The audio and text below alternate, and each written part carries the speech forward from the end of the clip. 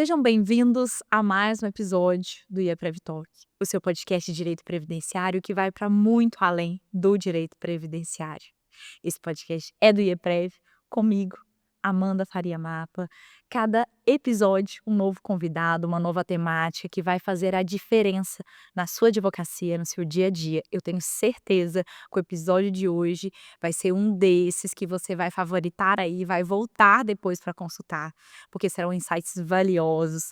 Eu estou recebendo aqui a brilhantíssima palestrante, professora, hoje está como diretora do Amigos School, que é um braço muito importante do IEPREV, uma atuação nos tribunais superiores pela defesa do direito social, né?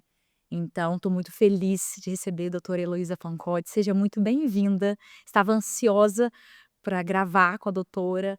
É uma pessoa em que eu me espelho muito, é uma inspiração para mim e para outras advogadas quanto mulher também, além de como professora, como advogada, mas assim, é uma inspiração em que nós mulheres podemos e devemos chegar lá, ocupar esses espaços. Então estou muito feliz de estar aqui te recebendo, agradeço, aceitou imediatamente o convite de estar aqui nessa segunda temporada.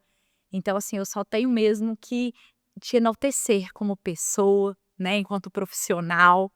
Seja muito bem-vinda. Eu que agradeço a gentileza das suas palavras, a sua acolhida.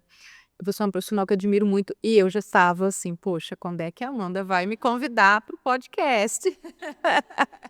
Porque, é a gente que faz parte da família IEPREV, a gente ainda não tinha tido a possibilidade de se encontrar, era um desejo meu, né, fazer parte aqui do podcast.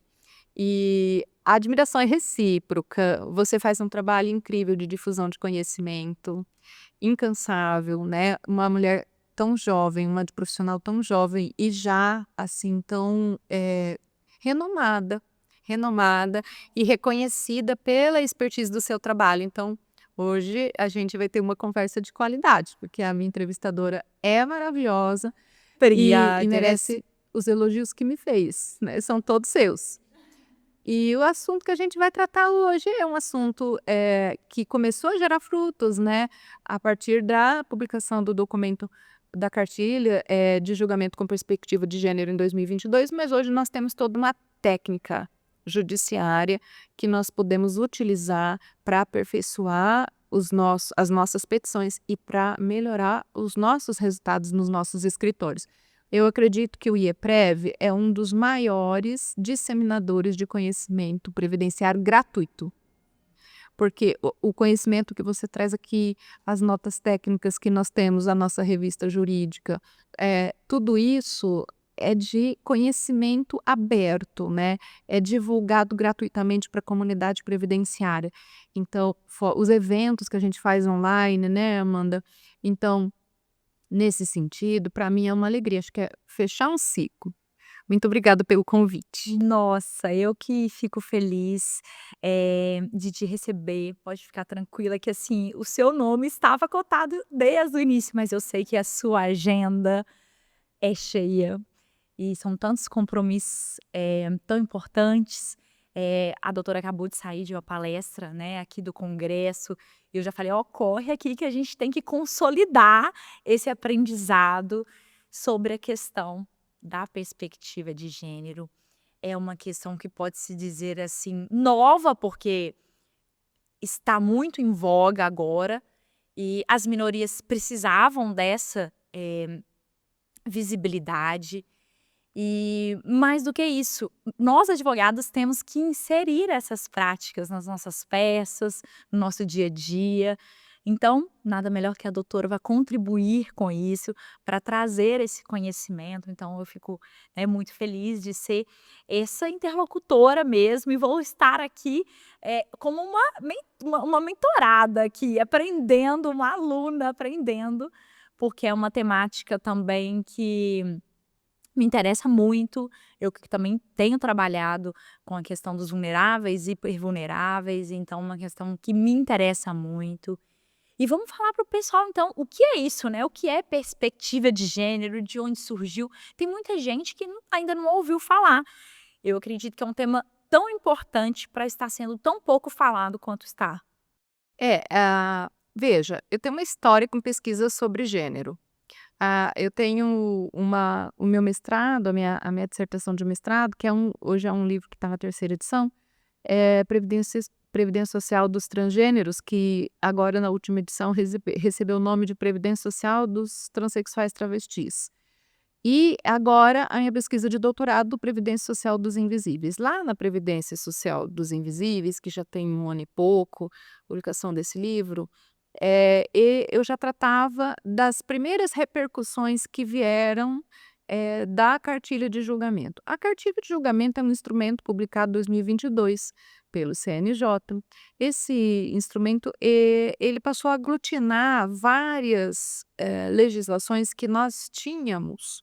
Então, é como se a gente tivesse muita informação dispersa no nosso ordenamento jurídico e faltasse a questão da sistematização disso tudo.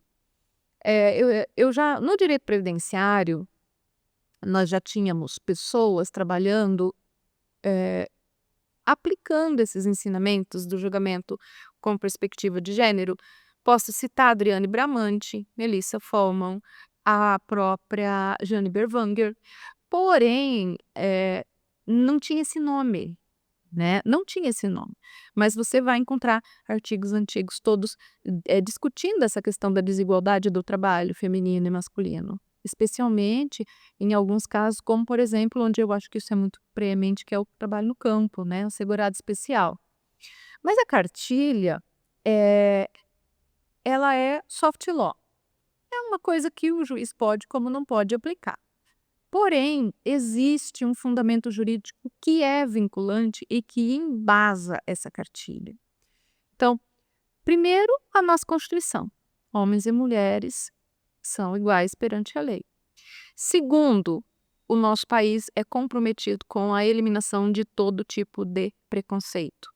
Outro fundamento constitucional, o nosso país é comprometido com o desenvolvimento social e eliminação das desigualdades regionais e econômicas.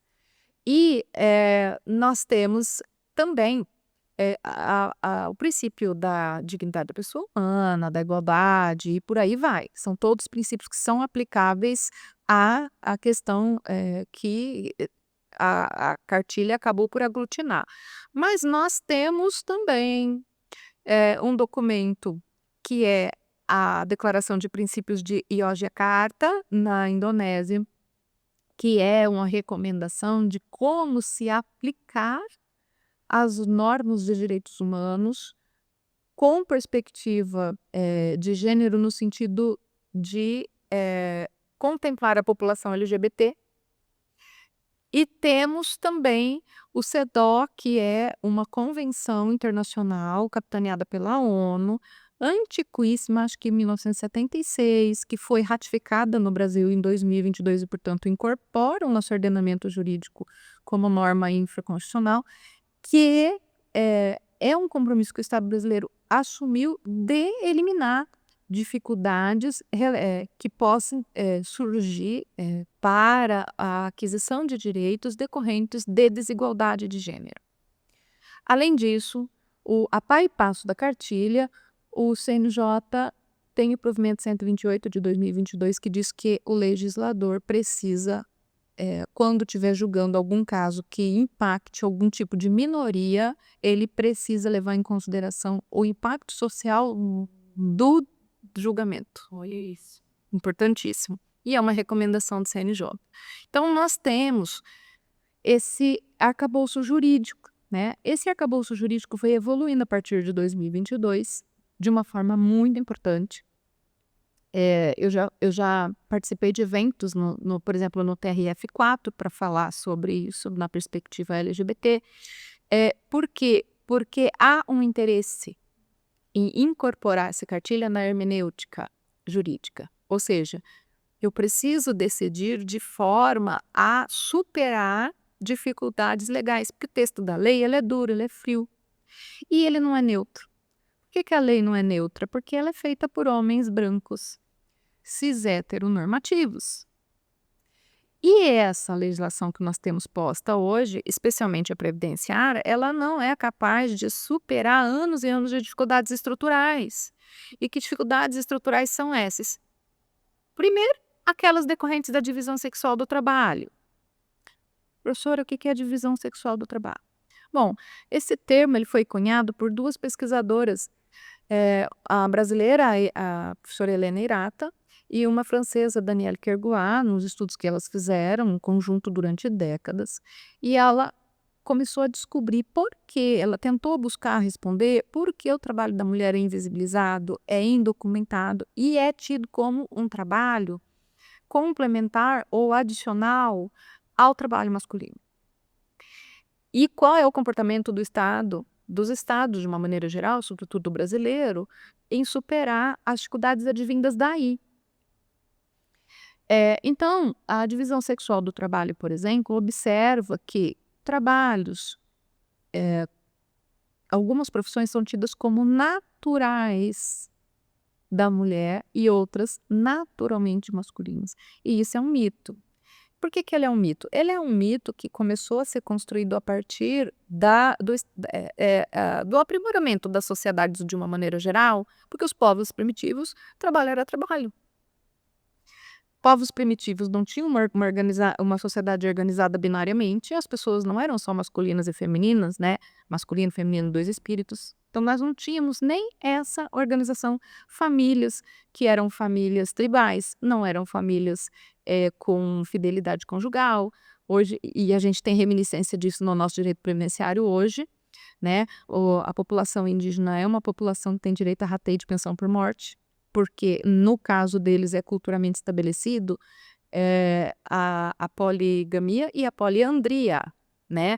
Então, o que é isso? É o reconhecimento de um contexto cultural e natural. A cartilha, ela vem reconhecer um contexto cultural importante, que é a invisibilidade do trabalho da mulher. Quando se iniciou as revoluções industriais, os melhores trabalhos, os trabalhos melhores remunerados sempre foram destinados aos homens.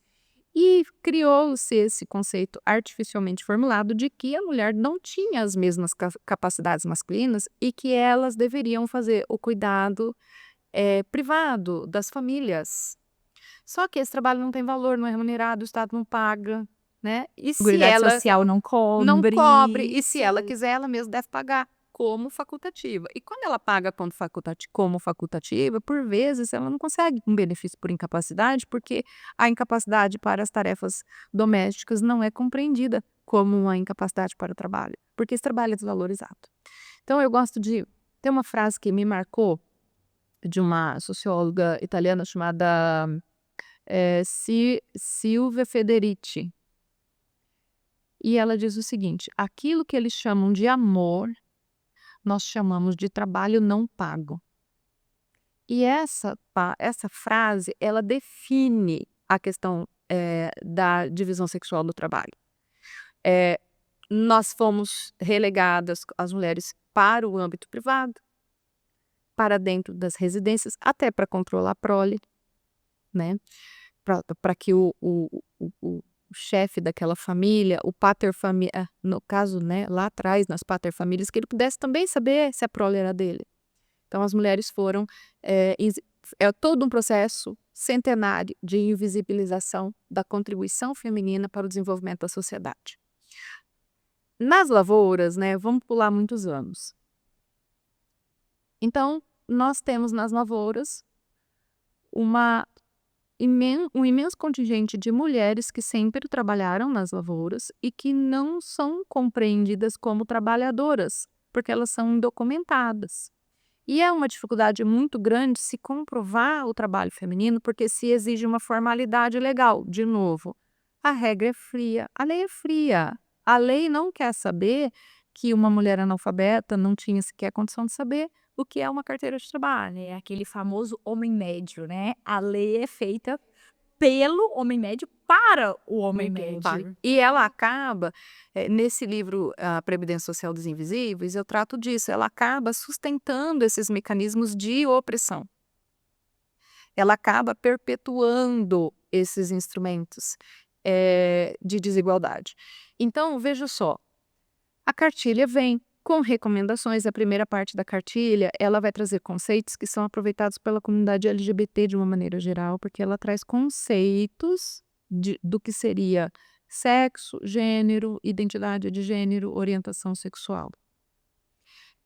E a partir daí ela traça um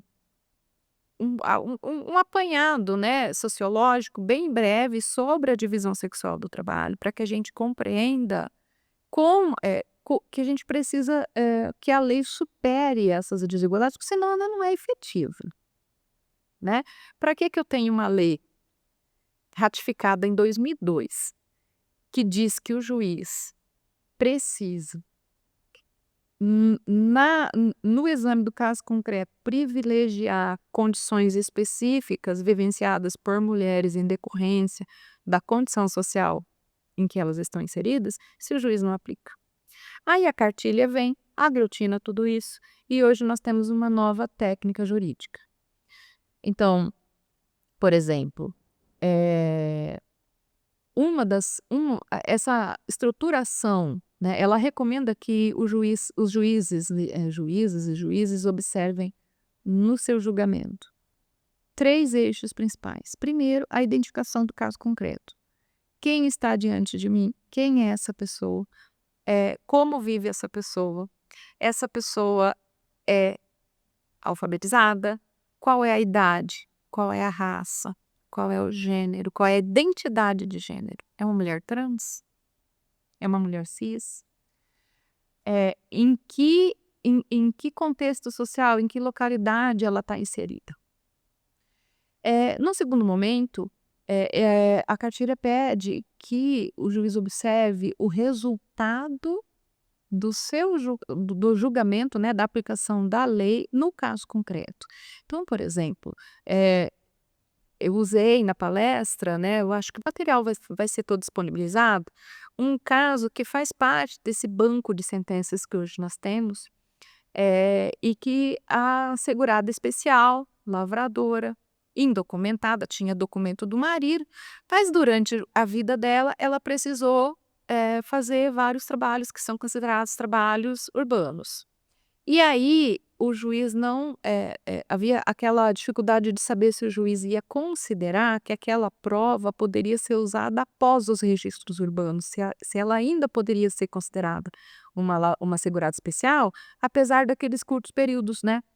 E a perspectiva de gênero, ela trouxe a possibilidade de você requerer uma perícia biopsicossocial, uma perícia social no local do trabalho. E o profissional que atuou nesse caso, que eu estudei, fez uma coisa muito interessante, porque ele quesitou. Então, olha só, conhecendo o seu cliente e sabendo o contexto social e os atravessamentos sociais em que ele está inserido, você pode quesitar para uma perícia biopsicossocial ou fazer perguntas que são muito pertinentes na audiência de instrução e que tem o condão assim, de superar essas dificuldades. Uma das perguntas que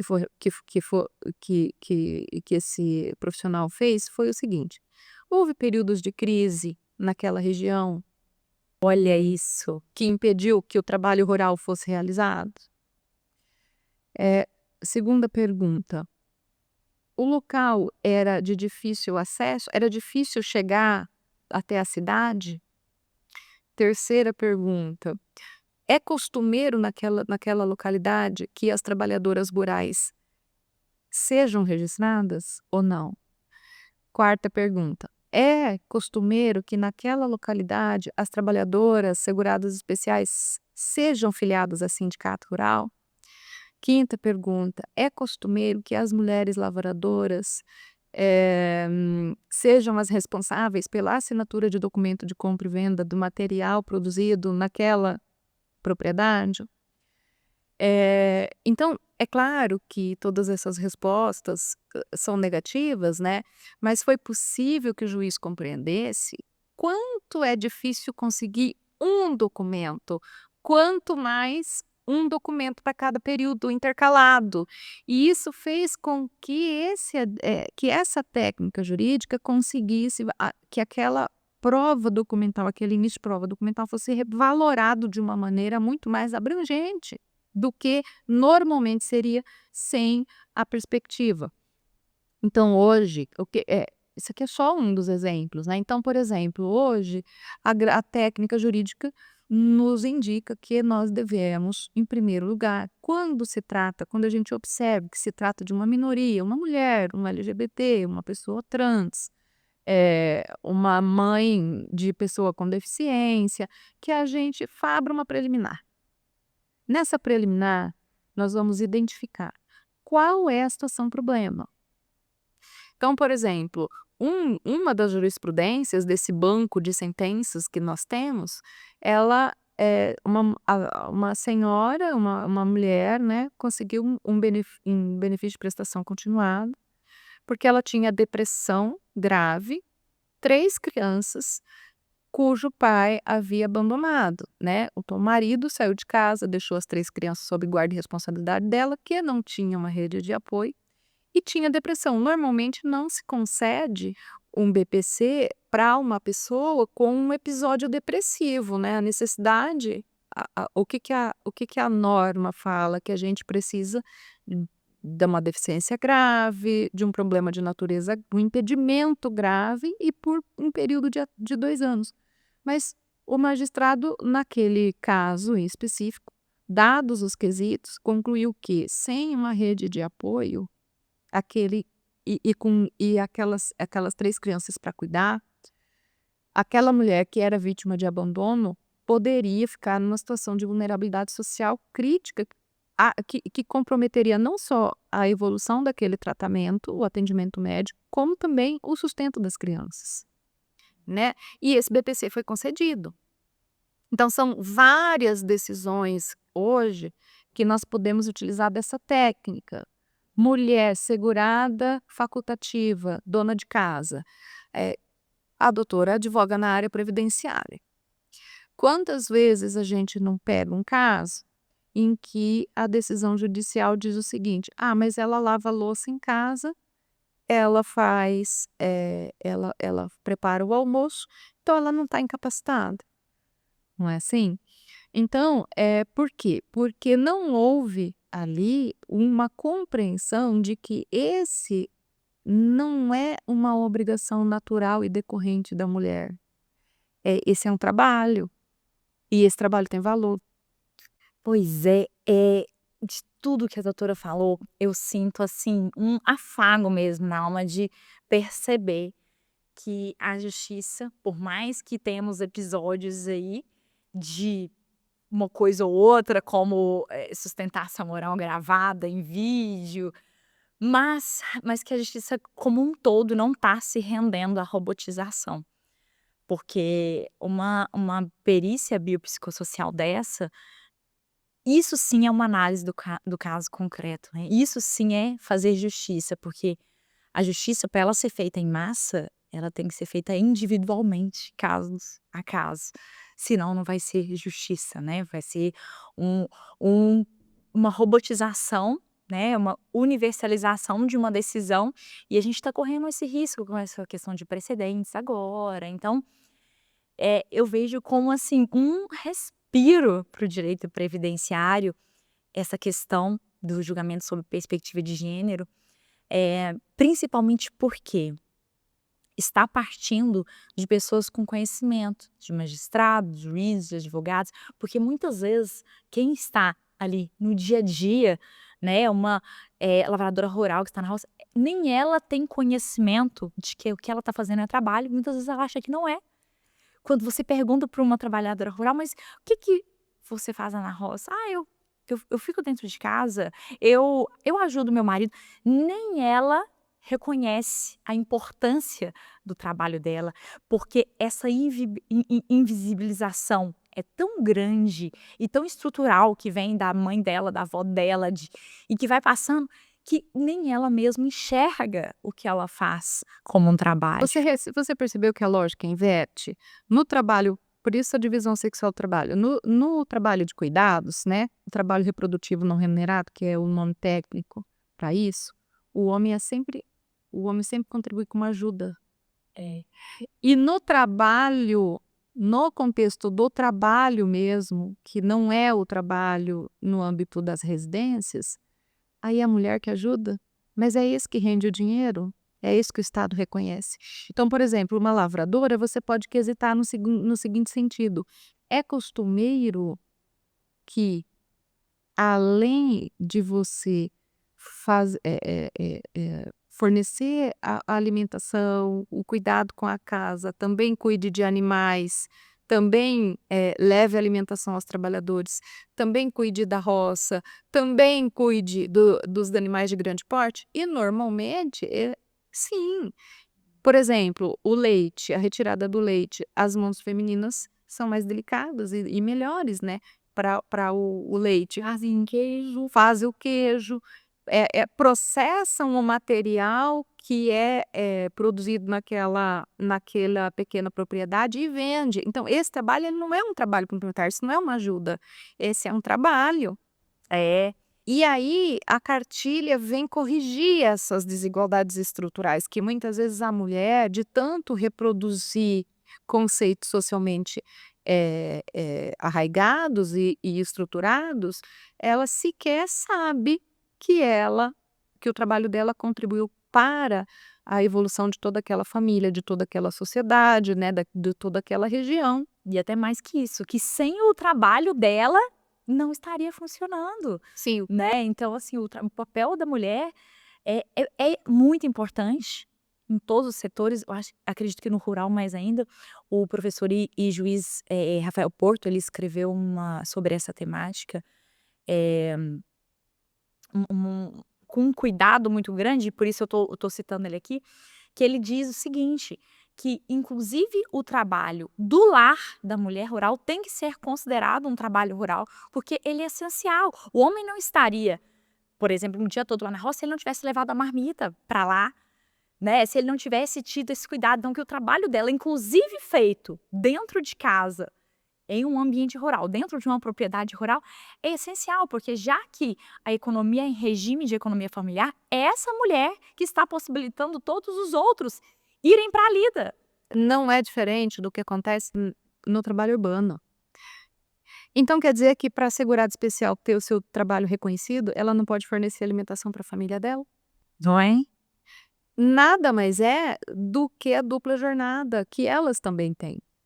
Não é porque elas estão inseridas no contexto agrícola que elas também não têm uma casa para limpar, que elas não têm roupa para lavar. É dupla jornada do mesmo jeito.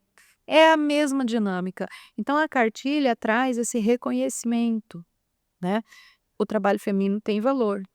O Estado precisa reconhecer o valor desse trabalho e, mais do que isso, precisa recompensar o trabalho de tantas mulheres, porque ele é essencial para o desenvolvimento de toda a sociedade.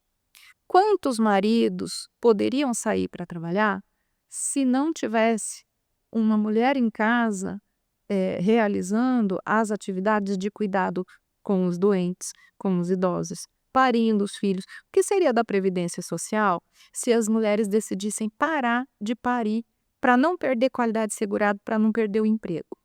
Verdade. Me diz. Então, isso tudo precisa ser reconhecido porque ele é essencial. Ele é importantíssimo. E aí cabe a nós, enquanto primeiros juízes da causa, né, os advogados fazem o primeiro filtro ali, fazer esse pleito. E aí a doutora está falando para abrir uma preliminar, então é isso, a gente faz a inicial ali e como se diz, e já chama o julgamento sob perspectiva de gênero naquele momento ali. Justamente por ser soft law, né, a gente vai ter que buscar pedir que seja aplicado. E como?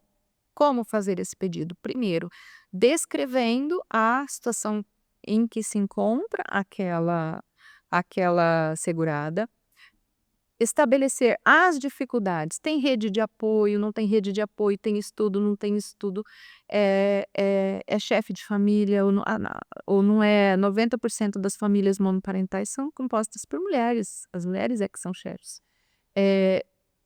Essa mulher trabalha onde? É na lavoura, em casa, o que ela faz, entendeu? Nessa localidade, é uma localidade remota, nessa localidade remota existe acesso a estudo, ela teve alternativa. Ela é lavradora, sim, tá, só que tem o cultivo a que ela se dedica dá o ano inteiro, ou ela precisa fazer alguma coisa para complementar a renda. Então, tudo isso pode ser perguntado, por exemplo, numa audiência, mas a cartilha abre um precedente para a gente fazer o quê? Um estudo social no local, nessa região, qual é essa dinâmica de trabalho feminina?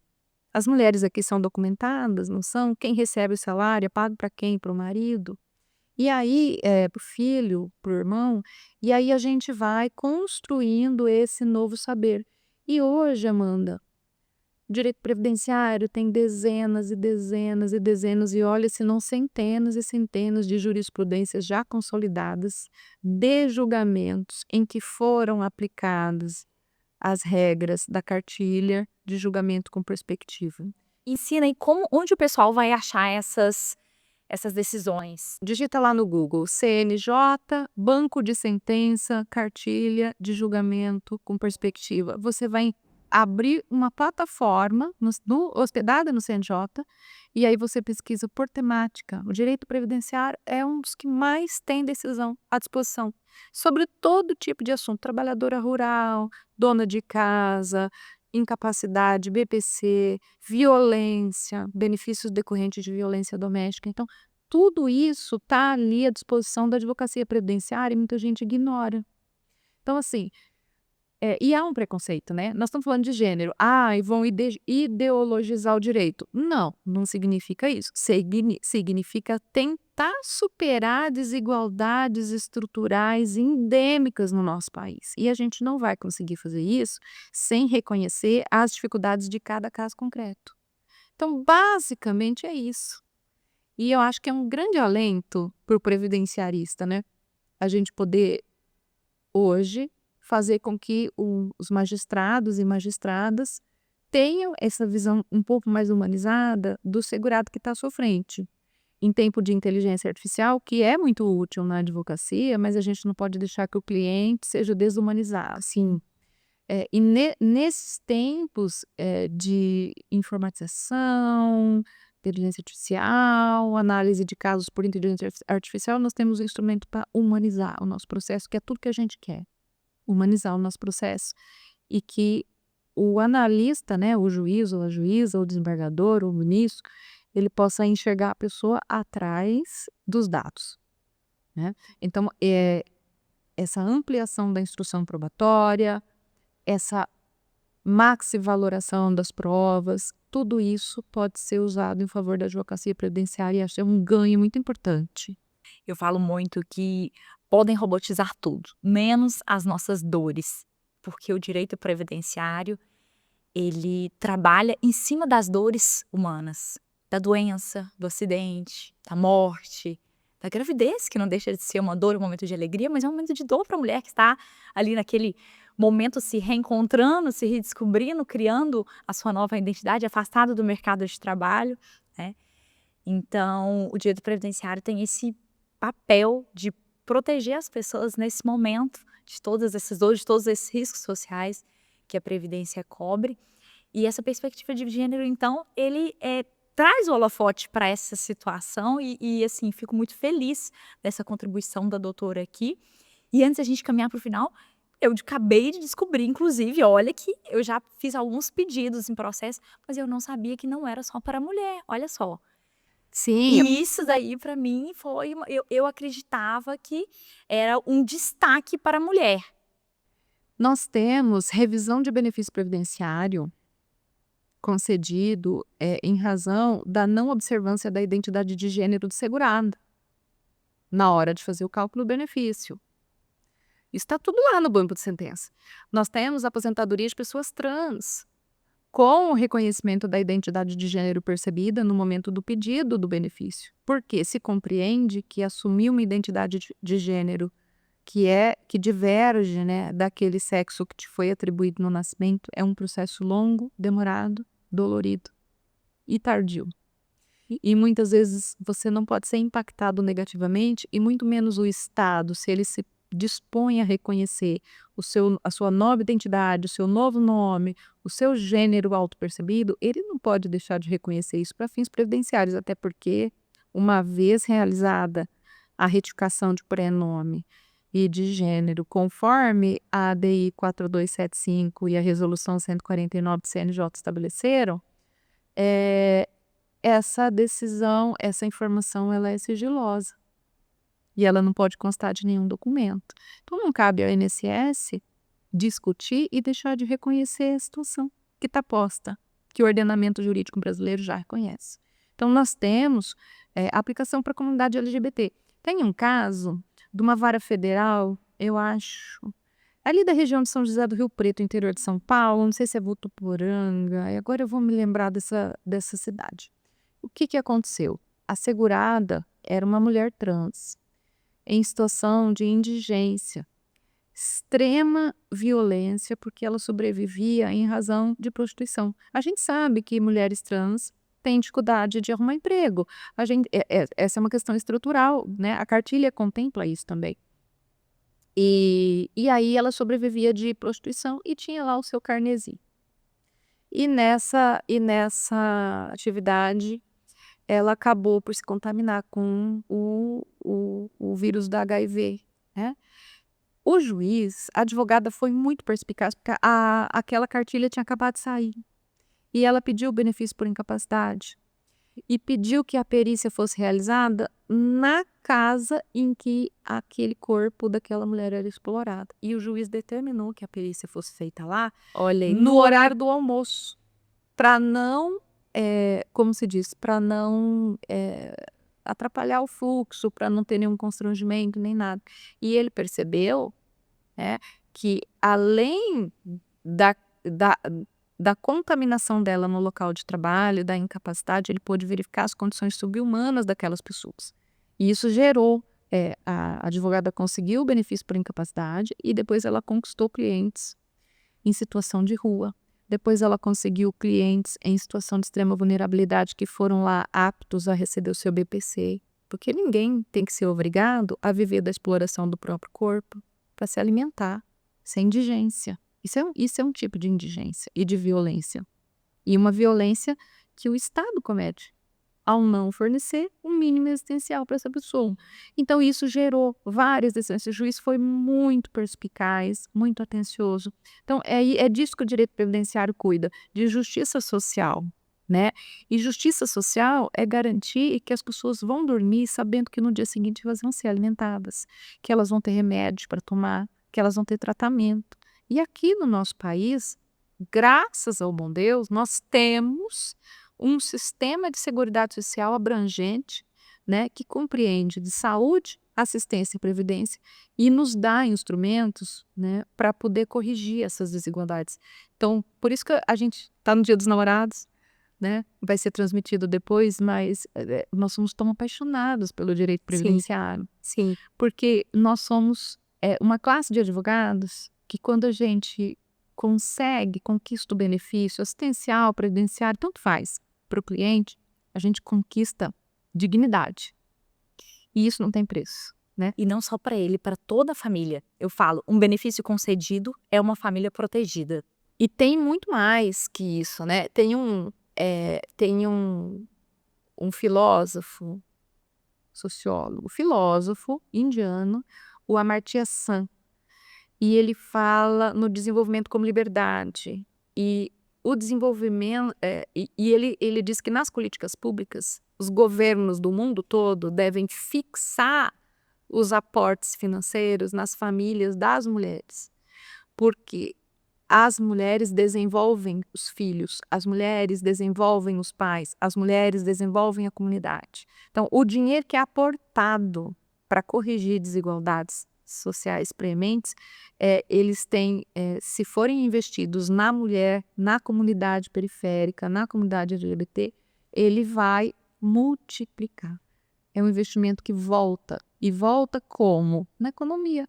A economia pujante, as pessoas estão consumindo. E é isso, né? É uma lógica contrária à lógica neoliberal que hoje tenta minar os nossos direitos sociais. Então, é justamente o contrário. A gente tem que cuidar da nossa seguridade social como se cuida de uma joia. Porque muitos estrangeiros, eles vêm para o Brasil, eles ficam encantados com o que a gente tem. É o nosso bem mais precioso. Nós temos um dos maiores sistemas de seguridade social do mundo, né? E a gente fala tanto em números de benefícios concedidos, quanto em número de cobertura de serviços, porque também não são só benefícios, o INSS presta serviços também, a assistência social a mesma coisa. Então, assim, é realmente um sistema maravilhoso e que precisa da advocacia estar antenada a temas como esse, para que a gente consiga efetivar esse direito, porque o direito no papel sem a prática, né, não passa de letra morta. Então a gente precisa viver esses direitos e conseguir vivenciá-los nessas pessoas que são as pessoas vulneráveis, as pessoas que mais precisam.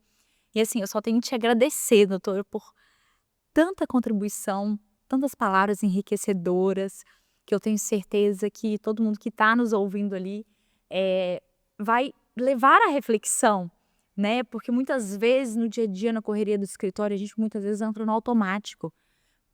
Um benefício por incapacidade, é um benefício rural, e você vai seguindo ali o ritmo da vida, que é corrido mesmo. E no dia a dia a gente muitas vezes não tem tempo para reflexões tão profundas assim e tão enriquecedoras.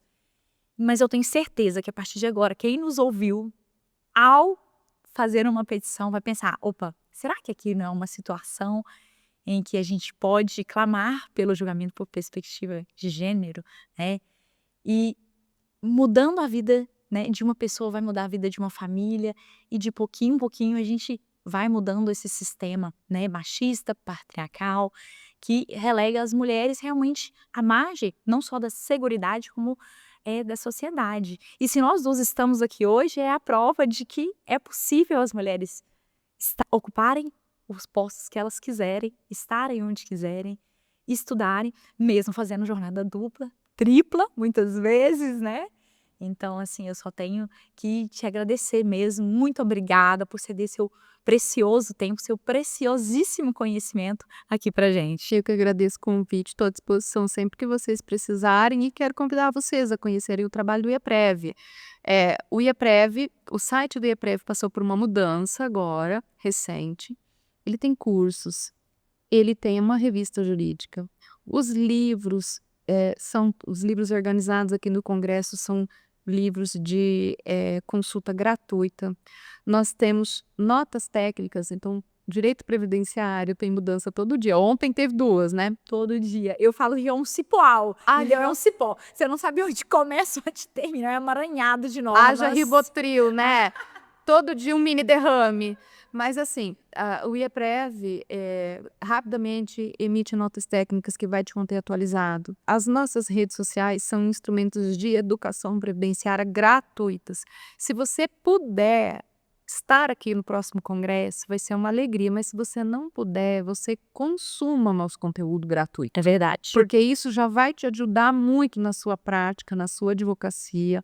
Nós temos notícias, nós temos as revistas, nós temos livros, nós temos lives periódicas. Nós temos seminários da diretoria de Amicus Curiae, onde você vai saber todos os temas repetitivos, da diretoria científica, onde você vai saber todas as novidades. Então, fique atento às nossas redes sociais também, porque nós temos muitos recursos e a grande parte deles é gratuita, acessível a todos. Exatamente. Onde o pessoal te acha nas redes sociais, doutora Heloísa? Como que tá lá? Heloísa Pancotti, @HeloísaPancotti nas redes sociais. É com 2 T's, não é? 2 T's e no final. Isso. Pessoal, sigam a professora. Ela é brilhante. Eu sou fã, tô falando aqui desde o início, porque sou mesmo. Muito obrigada, professora. Eu que agradeço. Ai, realizei meu sonho. Finalmente estou no podcast. Agradeço muito. Finalizamos mais um episódio do IEPREV Talk, seu podcast de direito previdenciário disponível no Spotify e no YouTube, mais uma vez, gratuitamente. Uma informação de qualidade, acessível a todo tempo, em todo lugar. Toda semana a gente vai soltar um novo episódio dessa segunda temporada linda que está sendo gravado no Congresso de Direito Previdenciário do IEPREV de 2025.